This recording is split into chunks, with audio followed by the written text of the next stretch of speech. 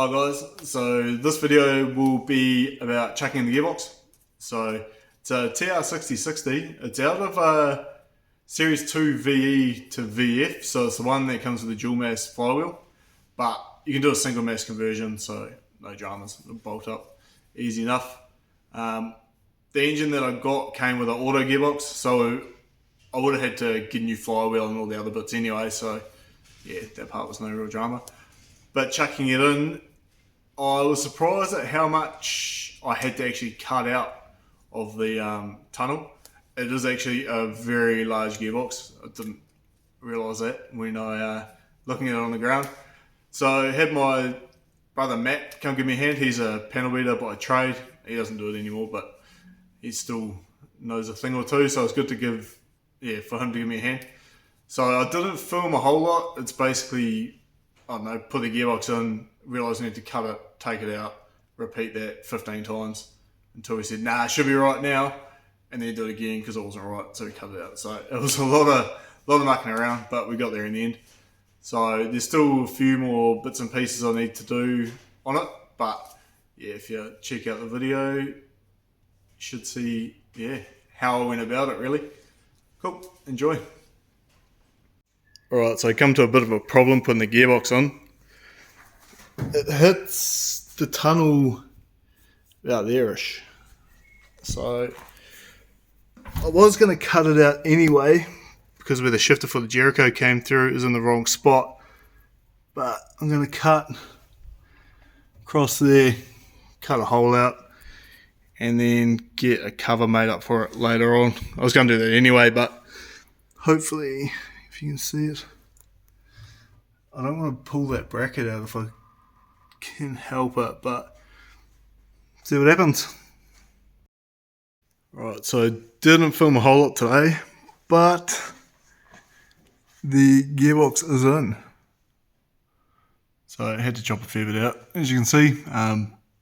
Back here needs to be redone anyway, because that's where the Jericho shifter was, but I didn't think I'd have to take as much off up here as I did.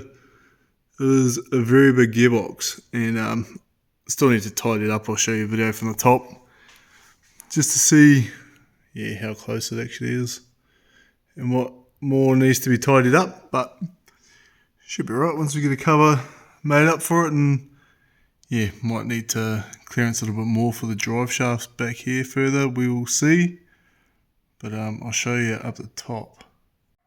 Alright, so here's how much you can see I had to cut out on the top.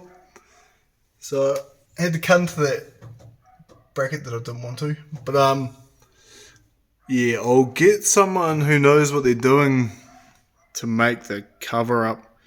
My brother Matt, who was helping me today, he is a panel beater by trade, but he doesn't do it anymore, so I need to find someone with all the right tools and whatnot, but I'll probably get them to cut that out because it's not structural, and then probably blend in from there down to there maybe, and they can chuck another bracket in or whatever they want to do just to make it look good. So what I need to do next is probably figure out where the shifter is going, so that might be the next mission. But before I do that, I want to check some clearances around the engine.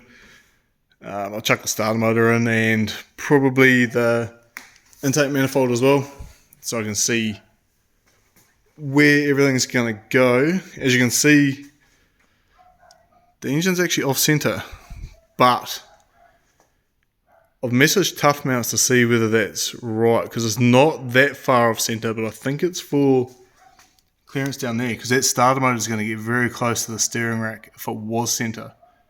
So I'm picking that the mounts are made so you can move it across, because it won't matter. It's not much. As you can see, it's probably, I don't know, 20 or 30 mil at the very most, I would say. So I'll chuck the intake on and starter motor and whatnot, and we'll see what she looks like then. So I just got the intake sitting there, don't need to bolt it on, but what I was worried about was at the back here. It looks like it's for the old brake booster, which is going to get capped anyway, but nothing to worry about. There is heaps of room.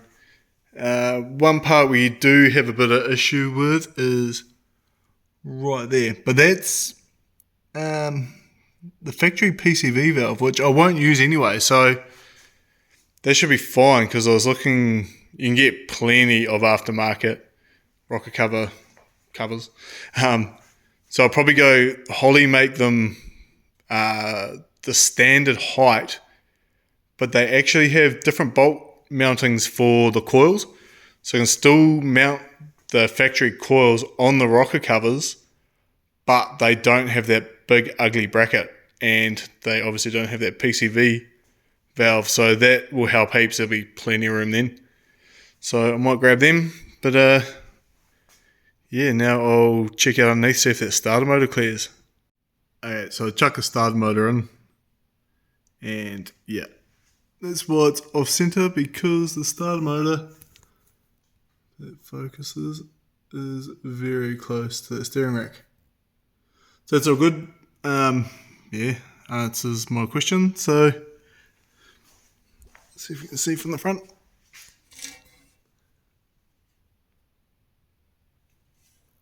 Not really, but yeah, that'll be why it's off center by a little bit. So it's all good. So next mission is the shifter. So I got this, it's from Malix Motorsport over in Aussie. Looks like a really nice piece of kit. So yeah, so I'll chuck that in. That there bolts to the top of the gearbox, obviously. I'll show you when it's on anyway, easier than explaining it, but I am concerned about the height.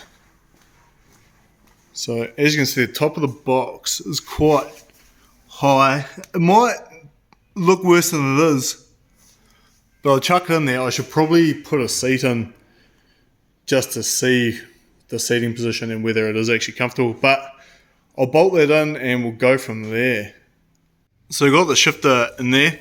It's basically just lightly bolted, but the seating position, it's not too bad. I should probably pull one of the seats out of the WRX and chuck in there just so I can get the right position, but just jumping in there and having a sit on the ground where I think I'll be sitting, it's actually not too bad.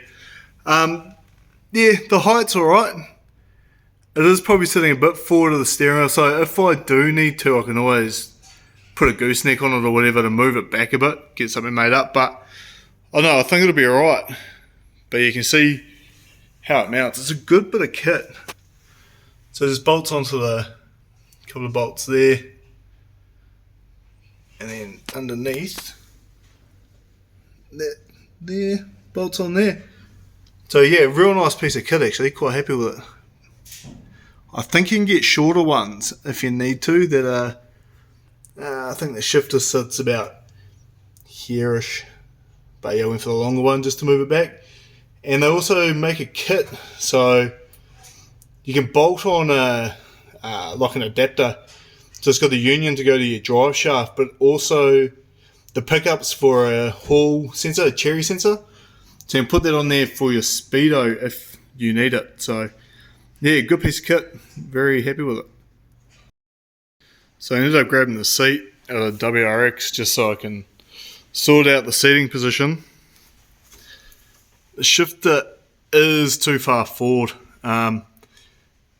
They make an offset one which brings it back about 55mm, but I like it to come back 100-ish if I could, but I'll see what happens. That might be a bit too far for a gooseneck, so I'll say 55 will do if I need to, but further back would be better.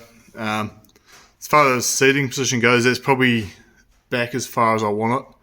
I would like it to come down more because there's not a whole lot of room up there, and also I'll probably have to get an aftermarket steering column because that's just got the standard Ford adjuster basically, and because of that crossbar, that's where the old one used to mount, and that's where that one's sitting. So I used to have an aftermarket one. You can see where it's been mounted there. So if I get one of them, I'll be able to get another probably 30 or 40mm clearance for my legs, which would be very handy because I'm not the smallest man in the world, so any extra room is beneficial. Next piece of the puzzle is gearbox mounts. So I grabbed this from Tough Mounts. It's for T56, so I thought it would probably bolt straight on, but not quite. That's right, I'll just about one hole off, so I can, I don't know, probably just drill a couple of holes and should be good to go. But I'm not 100% certain whether I'll do the cross member myself. Like, I can stick two pieces of metal together, but I'm not that good a welder. So you can see the other one went from there, across to there, and then back to these bolts here, there, and there. So I'll bolt these mounts on. Mounts go across here. So I'll bolt them on and see what height I need to get and whatnot, and see whether I want to try to do it myself or whether I pay someone to do it and it doesn't break and it fits and I get the right pinion angle, etc., because that's another thing. I've got to figure out what drive shaft to use. I'm going to check that diff today as well, but it should be an AU or BA Falcon drive shaft. And I'm picking they had the same thing and they had the hanger bearing here. So if I do that, I might just need to shorten it and then get an adapter, and that'll be the easiest way instead of getting a full new one done. But yeah, I'll talk to someone with a bit more brains than what I've got and someone who does it for a living, and yeah, see what they come up with. But yeah, I'll bolt them on now and see what I'll actually have to do if I decide to do it myself. So here's the cross member that came out. As you can see, it's not amazing. So I reckon I should be able to cut that part off and sort of use that maybe as a little bit of a template and go from there. If I do stuff it up, I can always pay someone else to make one, or it might be alright. So it might just be a little bit of fiddling and cutting and whatnot. So I'll probably do that in another video and leave this on here. But yeah, till next time.